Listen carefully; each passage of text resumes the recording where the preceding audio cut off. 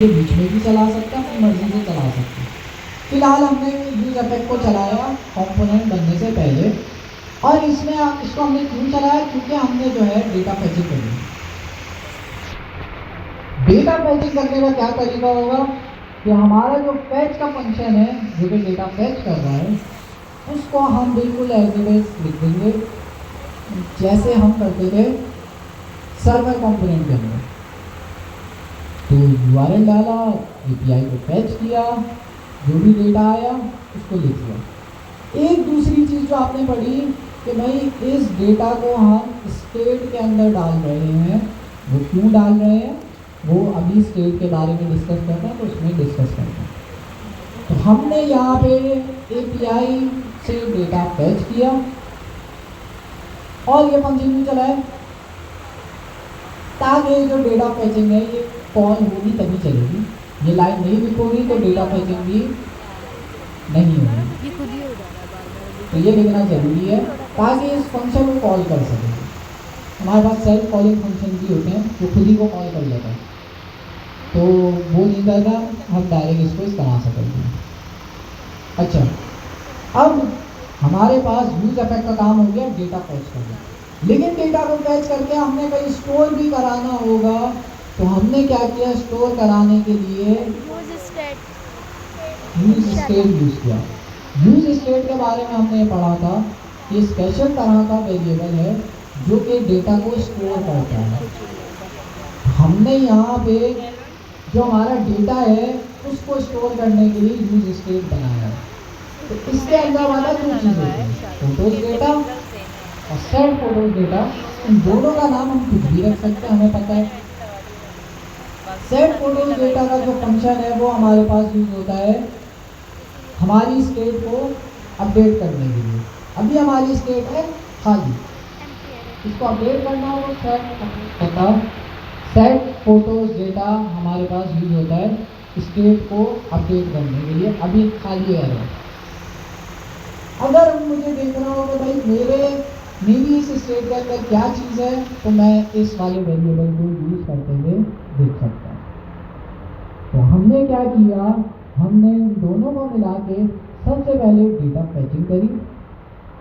Data जब हमारे पास fetch हो गया, इस लाइन के अंदर डेटा हमारे पास आ गया, हमने क्या किया, उस डेटा को स्टेट के अंदर सेट कर दिया ताकि हम इस डेटा को अपनी HTML के अंदर शो करा सकें। तो यहाँ पे मैंने फोटोज डेटा को शो करा दिया जो कि हमारे पास स्टेट है, और इस स्टेट के अंदर हमने डेटा सेट किया है कौन सी लाइन पे, इस वाली लाइन पे। जी,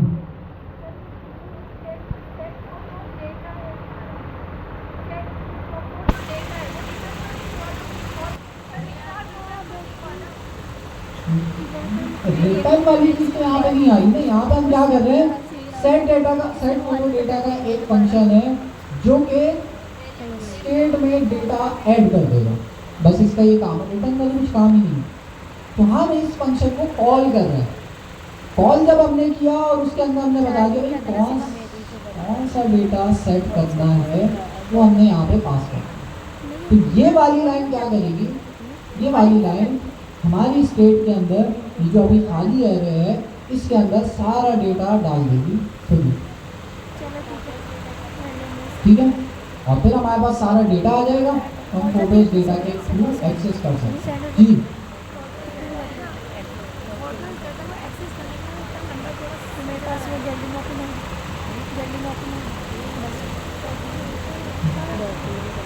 एक नहीं बना सकते। स्टेट को मैनेज करने का यही तरीका होता है कि एक अपडेट करने का उन्होंने फंक्शन दिया हुआ है, एक फोटो को डेटा को एक्सेस करने का उन्होंने वेरिएबल दिया है। नाम कुछ भी रख सकते हैं। अच्छा, स्क्वायर ब्रैकेट में लिखना जरूरी है, रीस्ट्रक्चरिंग हो रही है यहाँ पर।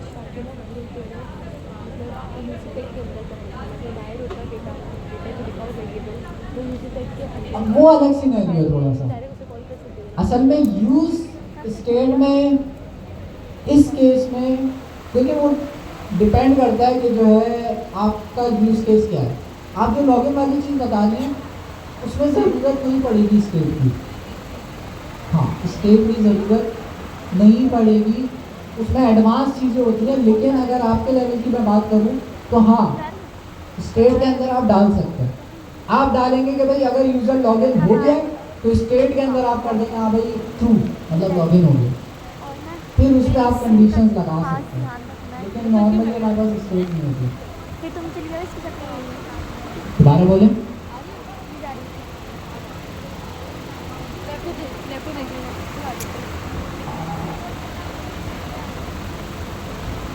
सर्वर पे जाके सेव होता है डेटा, क्योंकि जाहिर है लॉगिन वाली चीज़ पे जब आएंगे ना तो लॉगिन असल में बहुत बड़ी साइंस है, वो इतनी आसान नहीं है, उसके अंदर बहुत चीज़ है, उस पर डिस्कस करेंगे।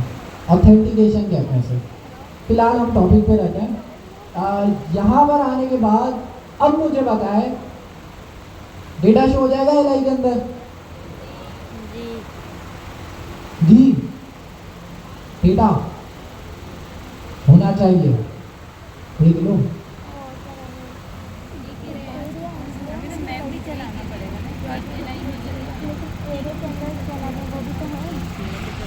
इसका मैसेज आ गया। अच्छा, मैंने कहा बता दी, पूरी बात बताओ ना। अच्छा बताओ भाई, जब मैं इसको ब्राउजर पे खोलूंगा एरर आएगा नहीं आएगा?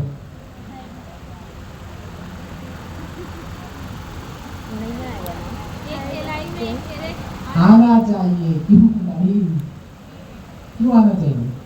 अच्छा, फोटोज डेटा क्या है? हमारे पास पूरा एरे जिसके अंदर सारा डेटा आ रहा है, उसको हमने डायरेक्ट एलआई के अंदर पास कर दिया, सेव करते हैं, ब्राउजर पे आते हैं, आ गया एरर। एरर ये है कि भाई हमने पढ़ा था एरे को आप HTML में डायरेक्ट शो नहीं करा सकते, वैल्यू को करा सकते, स्ट्रिंग को करा सकते, नंबर को करा सकते, पूरे एरे को नहीं करा सकते। अच्छा, मैं चाह रहा हूँ भाई कराने मुझे लाजमी है, तो JSON.stringify हमने पढ़ा था, जो कि क्या करता है हमारे डेटा को, पूरे डेटा को स्ट्रिंग में लिख लेगा। तो अब HTML के लिए ये स्ट्रिंग है, लेकिन हम जब इसको देखेंगे तो इतना सारा डेटा हमारे पास आ रहा है, ये क्या है? ये ना समझ के तो हम ऐसे प्रिंट नहीं कराएंगे ना, अच्छी बात नहीं है। हम ऐसे प्रिंट कराएंगे कि जो हमारा डेटा आ रहा है, डेटा के अंदर आ क्या क्या रहा है, एल्बम आईडी आ रही है, आईडी आ रही है, और हमारे जो काम की चीज़ है ना वो है ये URL, बस हमें URL चाहिए, जितनी भी इमेजेस आ रही है सबका URL। तो कैसे करें? मैप लगाकर फोटोज डेटा, अच्छा इसको स्ट्रिंगिफाई नहीं करते, हम पहले काम करते हैं मैप लगा लेते हैं, क्योंकि ये एरे में आ रहा है ना सारा डेटा, तो सारे डेटा को एक एक करके नहीं प्रिंट करा सकते, तो हम इस पर लूप चलाएंगे, जिससे क्या होगा सारा डेटा शो हो जाएगा। तो लूप चलाने के लिए एलआई के बाहर चलाएंगे हम, कर्ली ब्रैकेट लगाएंगे, photos data dot map, map के अंदर हमारे पास आ जाएगा फोटो, और एरर इसलिए आ रहा है क्योंकि हमने कुछ रिटर्न नहीं किया, तो रिटर्न कराना जरूरी है। रिटर्न के अंदर हम कराएंगे एलआई, और एलआई के अंदर सिर्फ हमें इमेज शो करानी है ना, तो इमेज के अंदर सबको लिख देता है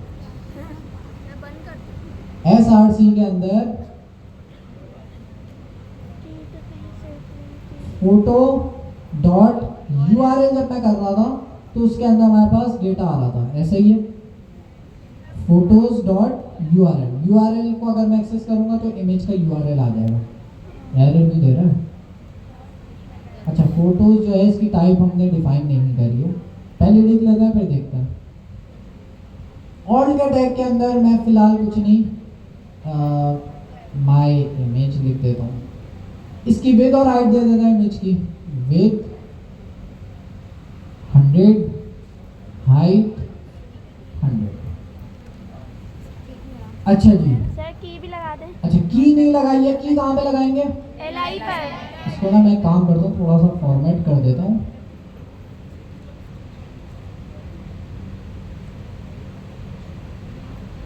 ओके, तो हमारे पास मैप का फंक्शन हमने पढ़ा था, जो कि यूज होता है सारी फोटोज को एक एक करके शो कराने के लिए। तो ये लूप चला देगा और हम चाह रहे हैं कि सारी फोटोज की बस इमेजेस शो हो। अब यहाँ मैंने नेक्स्ट जेएस का इमेज का कंपोनेंट यूज नहीं किया है, बल्कि IMG नॉर्मल वाला यूज किया है फिलहाल।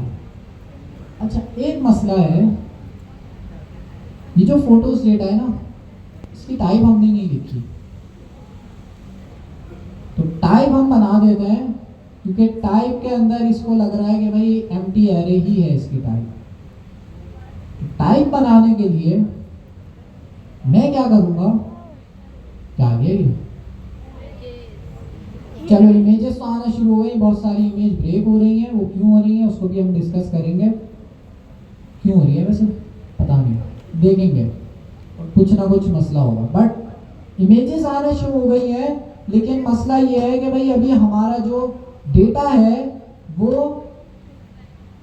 डेटा टाइप्स हमने नहीं लिखी है, जिसकी वजह से ये एरर भी आ रहा है टाइप स्क्रिप्ट का, जिसको अभी हम सॉल्व करेंगे। बेस्ट प्रैक्टिस क्या है, डेटा टाइप्स इग्नोर करूं या लिख लूं? देखिए काम बढ़ जाएगा ना, एक दफा लिख लो, जिंदगी भर आसानी रहेगी। अगर फोटोज का मैं एक दफा लिख लूंगा ना, फिर वो पूरे प्रोजेक्ट में मेरे काम आएगा। तो डेटा टाइप बनाने के लिए मैं यहां पर आता हूं, इंटरफेस, फोटो। क्या क्या चीजें आ रही थी फोटो के अंदर? यही सारी चीजें थी, यही सारी चीजें थी। एल्बम। अच्छा, ये मुझे कहां से पता चला? कुछ नहीं भाई, एक तरीका ये था कि भाई यहां से देख लूं, ब्राउजर से जो मैंने देखा था पहले खोल के, क्या क्या चीजें आ रही हैं, इनकी डेटा टाइप बना लूं। एक तरीका ये कंसोल पे करके कर लूं, ये पहले भी हम कर चुके हैं।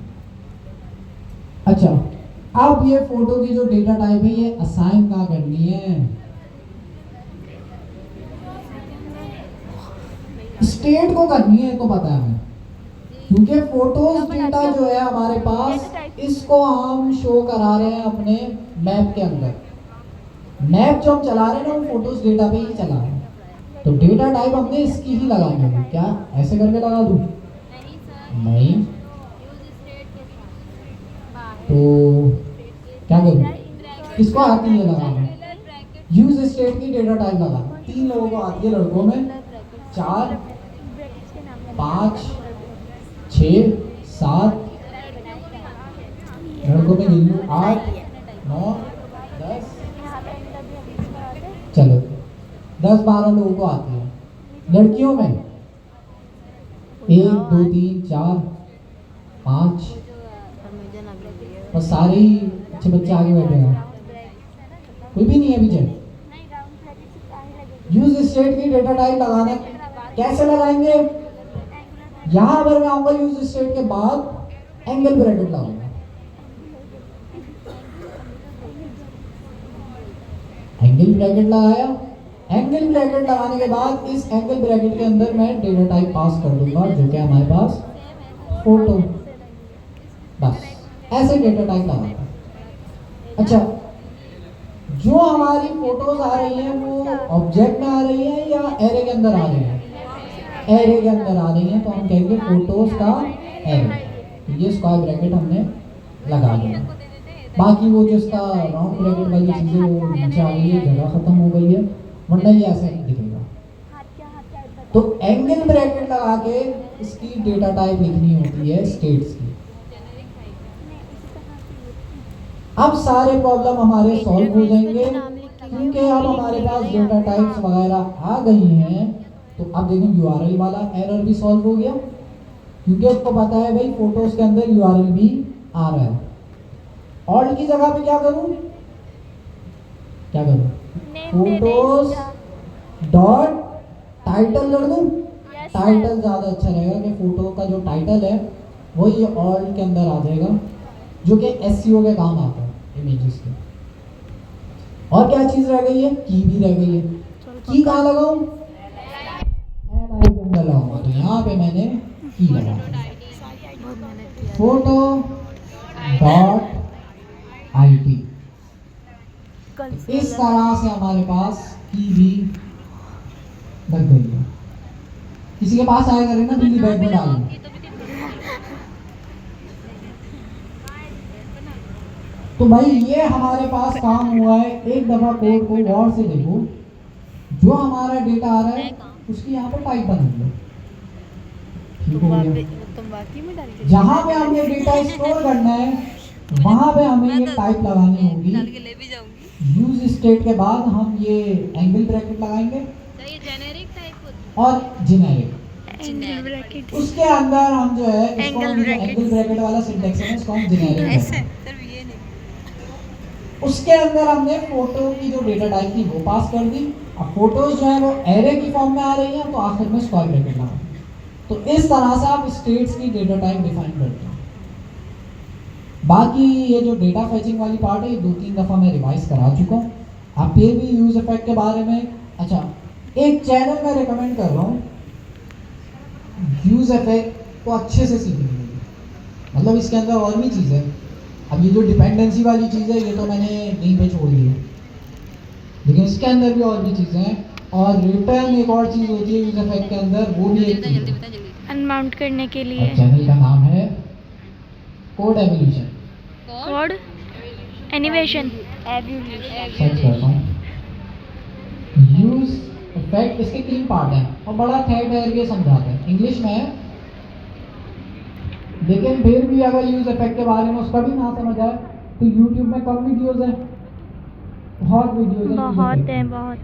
तो कोड एवोल्यूशन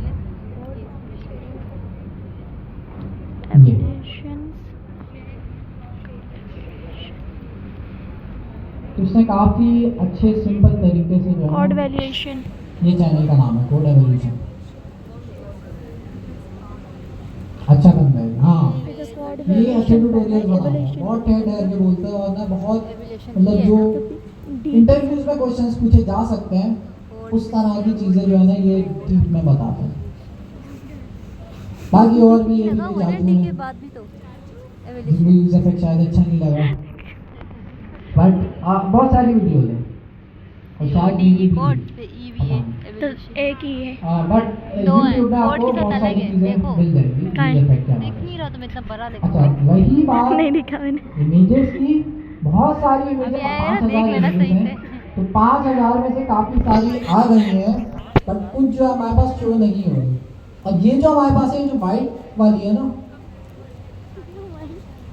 तो मुझे ऐसा लग रहा है कि बहुत सारी इमेजेस इनकी जो है ना वो ब्रेक हुई हुई है, खराब है, उनकी URL सही नहीं है, तो ये प्रॉब्लम हो सकती है। लेकिन हमने अपनी तरफ से कोड सही लिखा है। अगर कैसी तस्वीर है जिसमें कुछ है ही नहीं। 3-4 तो हम लोगों ने एक टाइपिस्क्रिप्ट सिखाने का एरिया के लिए इसको मुझे हमने मेथड्स अभी अगला स्टेप हम जो मूव करेंगे ना वो इमेज ऑप्टिमाइजेशन है। एरे के मेथड सीखे थे। बट 2 मिनट हम जो है ना उसको देखते हैं और देखते हैं भाई ये क्यों है। कि आपकी जो HTML है उसको बताएगी कि भाई अब हम लूप में चला रहे हैं ना, इतनी सारी फोटोज है। और फिर अब हमारा जो ब्राउजर है ना उसको लगेगा सारी फोटोज एक ही तरह की चीज़ें, एक ही तरह की चीज़ें। तो फॉर एग्जांपल 5000 इमेजेस हैं, उसमें से मैं किसी एक इमेज में कुछ चेंजेस करता हूँ, URL चेंज करता हूँ किसी तरह से, कुछ छेड़खानी करके उस एक इमेज को मैंने चेंज किया, तो ब्राउजर क्या करेगा उन 5000 इमेजेस को दोबारा से रीरेंडर करेगा। होगी बहुत जल्दी, लेकिन अच्छा तरीका ये है कि भाई आप ये की लगा दो। की बेसिकली एक तरह से आप समझ लें हर इमेज को एक ID दे देगा, तो हर इमेज को ब्राउजर कंसीडर करेगा भाई हर इमेज अब अलग अलग है। तो किसी एक इमेज को अगर मैं चेंज करता हूँ कल को तो सिर्फ वही वाली इमेज चेंज होगी, ना कि पूरे हमारे 5000 इमेजेस रिफ्रेश हो। की बेसिकली रीरेंडरिंग के लिए होती है। अगर ये खराब लगा दी ना डॉट आईडी तो ये आपकी एप्लीकेशन को, वैसे तो हमारा तो बहुत सिंपल सा केस है, मैप इसमें चला रहे हैं, मैप के अंदर फोटो बड़ी डाल दिया हुआ एप्लीकेशंस में ये है। अब फोटो के बहुत अंदर बड़े बड़े मसले हर खड़े कर एक सकती है, पूरी ऑब्जेक्ट आ रहा है वेबसाइट उसके क्रैश अंदर हो ना, सकती है। तो उसमें से क्या नाम है मतलब फोटो, वो बार बार और उसमें एक आईडी रिफ्रेश करता उसको रहेगा, फोटो डॉट आईडी जिसकी कर वजह दिया से कि उसमें से वेबसाइट आईडी लैग भी निकाल कर के नहीं सकती इसके है। स्पेसिफिक कर तो दिया। इसलिए नेक्स्ट.js ये कहता है कि भाई की तो लगानी पड़ेगी, नहीं लगाओगे मैं डिप्लॉय नहीं करने दूंगा प्रोजेक्ट। एरर जा जाएंगे। की बहुत इंपॉर्टेंट है जी, यहाँ से सवाल था किसी का। तो ये हमारे पास कोड है।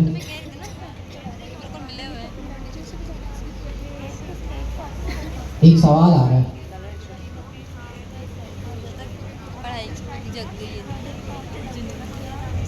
बहुत इंपॉर्टेंट सवाल आ रहा है, आप बताएंगे। ये सर झुका के बैठे ब्रीच है, थोड़ी और रिसर्च करो कि इमेज ऑप्टिमाइज कैसे होंगी, क्योंकि इमेज ऑप्टिमाइजेशन है ना, ये फ्री की नहीं है। हमारे कंप्यूटर में तो हो जाती है, लेकिन जब आप डिप्लॉय करोगे तो वर्सल को भी तो ऑप्टिमाइज करना पड़ेगा हर इमेज को, तो फ्री में नहीं करता। 1000 इमेजेस को फ्री में कर देगा, लेकिन उसके बाद जब वो इमेजेस ऐड करेगा ना तो वो बड़ी महंगी पड़ती है। तो अगर आपके पास इमेजेस बहुत ज़्यादा है तो इमेज का जो कंपोनेंट है इसको अवॉइड करें, अनलेस आपके पास कोई अमीर क्लाइंट है तो वो पैसे दे देगा, तो मसला नहीं है। पहले पता नहीं है, लेकिन फिर भी और हम भी लोग तरीके कर हैं इमेज देते हैं। ऑप्टिमाइजेशन। अच्छा चलो भाई, इमेज का जी क्या लगाएंगे अगर इमेज नहीं लगाएंगे, ये नहीं पता। नहीं आईएमजी का टैग और दोबारा बोलें। इसको ऑप्टिमाइजेशन के लिए हमें सर्च करना होगा, वो तरीका यूज़ करना होगा। खुद भी ऐड कर सकते हैं, क्योंकि हमने यूज इफेक्ट पढ़ना था और क्लाइंट कंपोनेंट में डेटा फैचिंग कैसे करते हैं वो सीखना था, इसलिए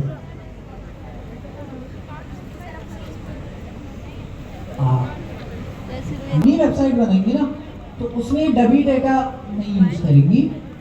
ये हम इसलिए यूज कर रहे हैं ताकि हम डेटा फैचिंग सीख सकें, वरना क्या होता हम पहले एपीआई बनाना सीखते, फिर उसके बाद सैनिटी, अभी तो हमें सैनिटी आता है, सैनिटी में डेटा फैचिंग करते, सैनिटी को सेटअप करते, स्कीमा बनाते, सारी चीजें करते, वो आईपीआई बन के मिलेगी ना तुम्हारे फोन पे, ये तो बहुत कॉम्प्लेक्स हो जाता क्लास के लिए। बाकी आप लोग तो जाए घर में आप लोग इसको सैनिटी से भी कर सकते हैं। तो ये डमी डेटा है जिसके अंदर कुछ गलतियां भी हो सकती हैं, लेकिन हम इस डमी डेटा को अपनी वेबसाइट में थोड़ी यूज़ करेंगे। ये इमेजेस देखें डमी है, तो ये मेरी वेबसाइट में कहाँ पे आएंगे? अभी इसका फ़ोन इतना गर्म हो रहा है, मेरा हाथ पक जाएगा थोड़ी देर से। अच्छा, तो इन्होंने कहा, एक सेकंड, इन्होंने कहा कि इमेज को अगर हमने ऑप्टिमाइज करना है तो हम क्या यूज करेंगे? इमेज का कंपोनेंट। ये इमेज का कंपोनेंट यूज कर लिया, एरर क्यों आ रहा है?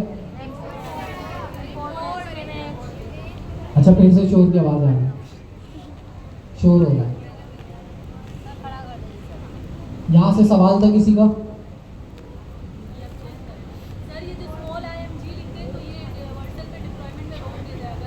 एरर देता है, अच्छा कोई बात नहीं, इस एरर को आप डिसेबल भी कर सकती हैं। कहाँ से? नेक्स्ट कॉन्फ़िग के अंदर से।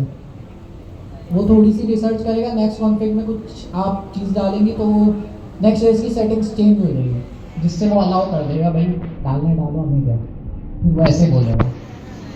अभी वो आपका ख्याल कर रहा है तो आपको बता देना है कि भाई इमेज का कंपोनेंट लगाओ तो अच्छा है। एरर क्यों आ रहा है? इंपोर्ट कौन कराएगा? अरे इंपोर्ट कौन कराएगा? सर आप करवाएंगे?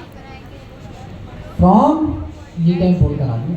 Image image image from next image.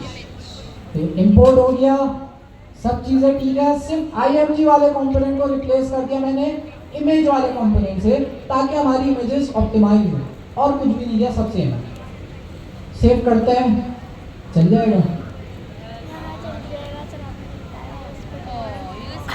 अच्छा इसका वो पार्ट सेट करना होगा ना, वहाँ सारा सीरियल। कौन बताएगा ये क्या मसला है? एरर को पढ़ गए वो कह रहा है। अच्छा वो पहली वाली इमेज जब लगा रहा था ना, उसी का उसने देख लिया भाई एरर आ गया, वो कह रहा है भाई मैं पहली वाली इमेज लगाने की कोशिश कर रहा था लेकिन मैं नहीं लगा सकता क्योंकि ये जो इमेज है ये क्या हमारी इमेज है, ये किसकी इमेज है, ये एक वेबसाइट है vr.placeholder.com।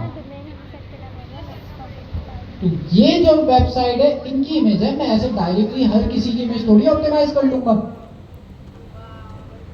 तो ये हमें ऑप्शन दे रहा है कि भाई इन्होंने सिक्योरिटी लगाई है, वरना क्या होता आपकी वेबसाइट से कोई और अपनी इमेजेस ऑप्टिमाइज करा देता तो गलत हो जाता ना। आप उस इमेज की ऑप्टिमाइजेशन के पैसे आप दो, ऑप्टिमाइजेशन कोई अपनी इमेजेस करा रहे, तो वो हैकिंग वगैरह में ये काम हो सकता है। तो इन्होंने सिक्योरिटी लगाई हुई है, इन्होंने कहा है कि मैं जो इमेज ऑप्टिमाइजेशन करूंगा वो सिर्फ आपकी ही इमेजेस करूंगा और किसी की नहीं करूंगा। हाँ, अगर आप चाह रहे हो कि भाई मैं किसी और की इमेजेस भी ऑप्टिमाइज करूं जैसे इस वाली वेबसाइट की, तो मैं कर सकता हूं अगर आप अलाउ करो nextconfig.js के अंदर। इस फाइल के अंदर अगर आप अलाउ कर देते हो तो मैं अलाउ कर दूंगा, मसला नहीं, वरना मैं अलाउ नहीं करूंगा। तो इसको खोल के अलाउ कर देते हैं। तो मैं आता हूं अपने नेक्स्ट कॉन्फ़िग के अंदर, जो लास्ट पार्ट मैंने छोड़ दिया था लास्ट क्लास में, कि हम अपनी इमेज को वाइट लिस्ट कर रहे हैं, जिसका मतलब ये है कि अब हमारी ये जो URL है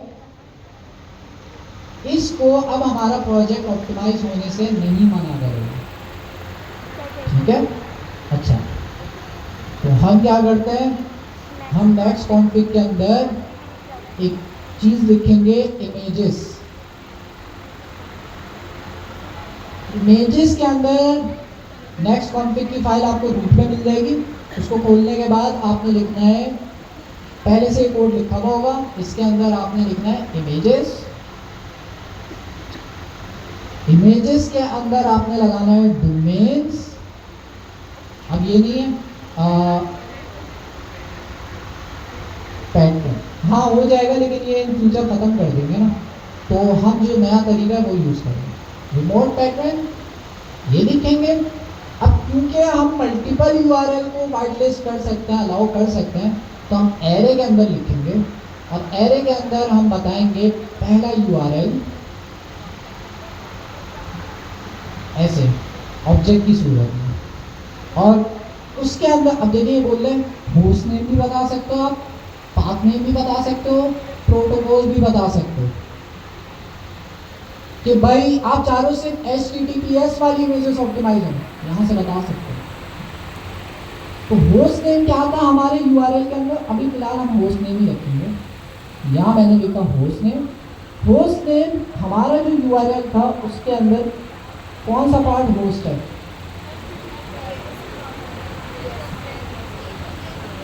ये जो हमारे पास इतना पार्ट है सेंटर वाला जो रेड कलर में मैंने हाईलाइट किया हुआ है, ये होस्ट है, सिर्फ ये डालना होता है और कुछ नहीं, HTTPS भी नहीं डालना और ये आगे जो पाथ है वो भी नहीं डालना, सिर्फ ये होस्ट है। यही होस्ट है क्या, ये तो इस API का होस्ट है।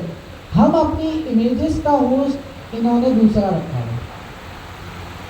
आप अगर एरर को पढ़ो ना तो ये बताता भी है कि भाई क्या होस्ट है। तो एरर में आप देखो वो कह रहा है भाई मैं ये इमेज लगाने की कोशिश कर रहा हूँ, इसका URL देखो थोड़ा सा डिफरेंट है इमेज का, और इसका जो होस्ट नेम है वो है, तो एरर के अंदर ही बता रहा होता है वो होस्ट नेम। इस होस्ट नेम को मैं कॉपी करूँगा, यहाँ पर आके स्ट्रिंग के अंदर लिखूँगा। तो इस तरह से मेरा ये वाला डोमेन वाइट लिस्ट हो गया। अब मैं चाह रहा हूँ इस डोमेन में सिर्फ कुछ चीज़ें वाइट लिस्ट हों और बाकी ना हो, तो वो भी मैं कर सकता हूँ।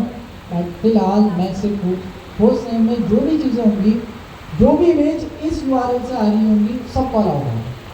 अच्छा, इस प्रोजेक्ट को आप अगर घर में इम्प्लीमेंट करोगे, डिप्लॉय नहीं करना, इमेजेस बहुत ज़्यादा है, तो सबको ऑप्टिमाइज करने लग जाएगा, आपकी 1000 इमेजेस नहीं हो जाएंगी। स्लाइस कर दो, हाँ 5 उसको कर दो, तो ये वाली चीज़ है।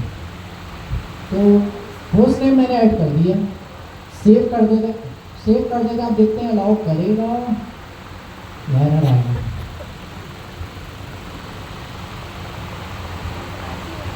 क्या लगता है?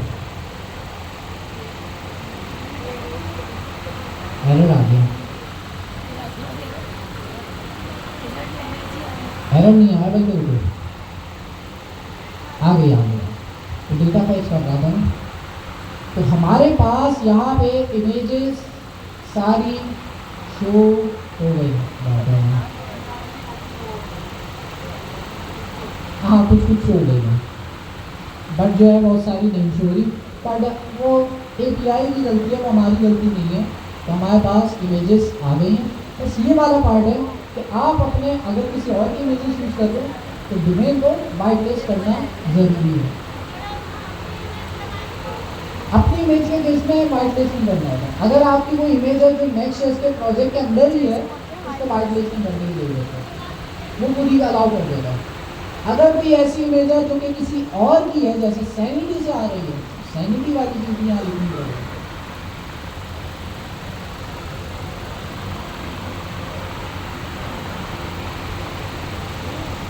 पहले जो इमेजेस आ रही थी ना, वो आ रही थी IMG वाले कॉम्पोनेंट से, आ तो रही थी लेकिन वो ऑप्टिमाइज नहीं थी।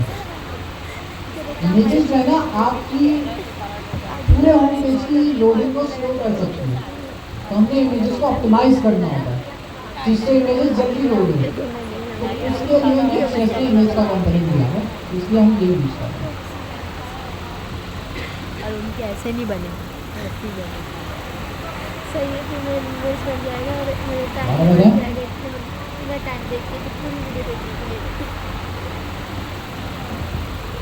तेरे घंटे भी आप CSS के थ्रू करेंगे। तेरे घंटे भी रह ये जो विद और हाइट का कॉन्सेप्ट है ना, 4000 होते हैं इनके, सब में भी दे। इसमें सिर्फ ये डिटेल नहीं है कि विद और हाइट है डिटेल, इसमें और भी डिटेल है।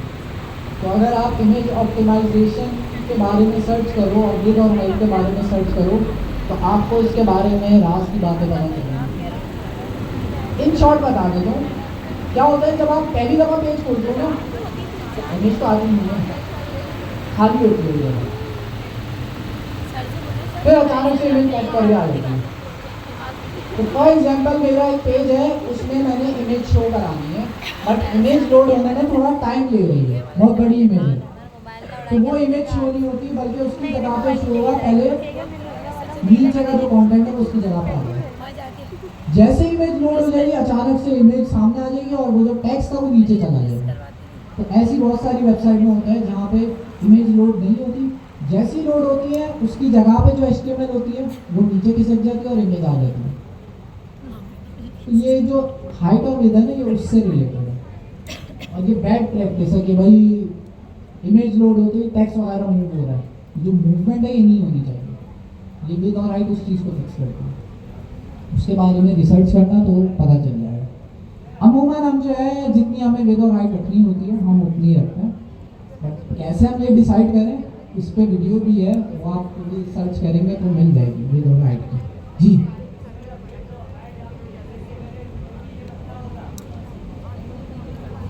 हाँ, ये जो मैंने विद हाइट बताई है ना, देखो विद और हाइट आप जो है क्लास नेम से भी चेंज कर सकते हो, ऐसा ही है, ऐसा ही है ना, कर सकते हो। तो ये वाली विद और हाइट जो मैंने यहाँ पे दी है, ये और जो आप स्टाइलिंग से डिफरेंट चेंज करते हो वो दोनों डिफरेंट हो सकती है। आप यहाँ पे दे दो क्लास नेम के अंदर दे दो 1000 पिक्सल की विड्थ, और यहाँ पे कितने पिक्सल की विड्थ है 100। वो कौन सी वाली लेगा, 1000 वाली लेगा या 100 लेगा? 1000 वाली लेगा। और ये 100 लिखने का क्या फायदा है? तो वो टॉपिक है जो कि आप इस पे और रिसर्च कर सकते हो। विड्थ और हाइट का इस पे वीडियो भी अवेलेबल है, अगर मुझे मिल गई तो मैं सेंड भी कर दूंगा। तो वो और डिटेल है इमेज ऑप्टिमाइजेशन में, बट जितनी हमें नॉलेज है उससे भी हो जाएगी। जी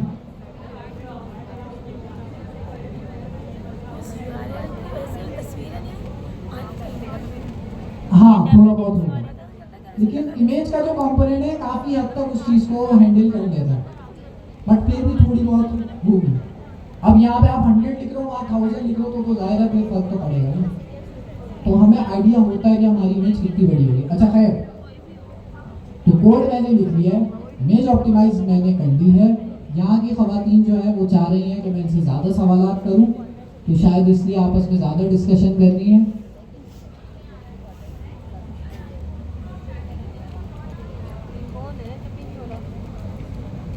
यहाँ पे डेटा जो आ रहा है ना, उसके अंदर टाइटल ही आ रहा है, हम कुछ और नहीं कर सकते। जो हमारे पास डेटा आया था ना, डेटा उसके अंदर ये देखें टाइटल ही आ रहा है, टाइटल ही शो करा सकते हैं आप। उसके अलावा आईडी शो करा सकते हो, जो चीज़ें आ रही हैं उसी में से शो करा सकते हैं। अच्छा मोबाइल है मेरा, 20% अच्छा जी। पे भी देख कितना चल रहा है। तो वैसे तो एक और टॉपिक था, इसके बाद बॉल है। सर ने बॉल क्यों मंगाई थी? नहीं चलो कोई बात नहीं, अगली क्लास में सर करेंगे। बोतल खींच के मारने पास जाएगा। बॉल से निशाने लेगा ना, मारूंगी तो। अच्छा, तो दो चीज़ें हमने डिस्कस करनी है टाइम के हिसाब से। एक टॉपिक था सीडी है, क्योंकि वो शॉर्ट सा टॉपिक है, अब 10-15 मिनट में हो जाएगा, बट वो जो है अगली क्लास में करेंगे। उससे पहले दो चीज़ें हैं, हैकाथॉन, लिंक्डइन और एक और चीज़ थी। हाँ, उमर और मोहम्मद उमर को तो बुला दिया, वो आए नहीं। आ रहे? तो जब तक मैं काम करता हूँ कि हम लिंक्डइन के बारे में थोड़ी डिस्कशन करते हैं। इसको स्टॉप कर दो। हमारे पास लिंक्डइन के अंदर बनाना। आप लोगों को मैंने एक वीडियो रेकमेंड करी थी, जिसको देख के आप अपनी प्रोफाइल ऑप्टिमाइज कर सकते थे काफ़ी हद तक। और उसमें क्या था कि आपने बस यूट्यूब पे जाके सर्च करना था, हमजा सैयद लिंक्डइन। यूट्यूब पे आप सर्च करेंगे तो आ जाएगा, आ जाए। वालेकुम अस्सलाम। मैं वहाँ पे यूट्यूब खोलता हूँ ना, तो मेरा ब्लॉक किया हुआ है यूट्यूब मैंने ब्राउज़र के अंदर। आप लोग भी ये लगा लो कि यूट्यूब खोलो ना तो खोलने ही ना दे, ये समझ रहे हो। तो 15 मिनट के लिए मैं बोल सकता हूँ भाई कुछ काम की चीज़ देखनी है। इस एक्सटेंशन का नाम है, क्या नाम है, इंटेंशन। तो ये जो है आपको जो वेबसाइट्स आपका टाइम वेस्ट करती हैं उससे आपको ब्लॉक करती है। तो 21 दिन से यूज़ कर रहा हूँ, देख रहे हो। यहाँ स्ट्रीक बनाओ स्नैपचैट की जगह, ये अच्छी स्ट्रीक है। अच्छा, तो मोहम्मद उमर यहाँ पर आ गए। उमर, क्या नाम है आपका? मोहम्मद उमर ही नाम है इनका। आप लीडर स्टूडेंट हैं? Student leader. आपके दो अकाउंट तो नहीं है डिस्कॉर्ड पर, एक ही है। अच्छा, वो दूसरे उमर होंगे। अच्छा, इनको मैंने आज इसलिए बुलाया है क्योंकि पहले तो अपने बारे में बताओ, जितना बता सको टाइम। अस्सलाम वालेकुम। आप शॉर्ट में रखो क्योंकि ना मैं लिंक्डइन का एक सेशन करना है, इंपॉर्टेंट चीज़ें बता दो। तो मैं क्या कहते हैं कराची यूनिवर्सिटी से सॉफ्टवेयर इंजीनियरिंग कर रहा हूँ और फाइनल ईयर मेरा भी इंशाल्लाह जनवरी में ख़त्म हो जाएगा। बाकी शॉर्ट काफ़ी है इतना। और स्टूडेंट लीडर कैसे सेलेक्ट हुए? स्टूडेंट लीडर सर सारे प्रोजेक्ट वगैरह करता था, सब टाइम पे कोई सबमिट कराता था। कोई फैकल्टी को कुछ खिलाया तो नहीं था? नहीं नहीं सर, फैकल्टी कुछ नहीं लाया, सिर्फ प्रोजेक्ट नहीं, कुछ फैकल्टी मानती नहीं है, वैसे तो मान जाएगी। नहीं सर, आपकी फैकल्टी मान जाएंगे ना? नहीं, वो मान देंगे, वो जो है ना फिर मुझे भी मना लेंगे। अच्छा सर, मैंने आपको भी दिखाया था, आप भी माने थे प्रोजेक्ट। तो भाई इन्होंने प्रोजेक्ट बनाए, मेरिट में आए।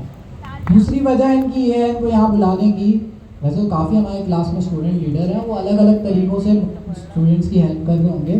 मैंने जो मेन सोर्स रखी है डिस्कॉर्ड रखा है, ताकि एक स्टैंडर्ड बना रहे ना, भाई किसी को हेल्प चाहिए कहाँ जाए, डिस्कॉर्ड पे। ये जो है अभी मैं पिछले हफ्ते की मैसेज देख रहा था, उससे पहले नहीं देखे मैंने।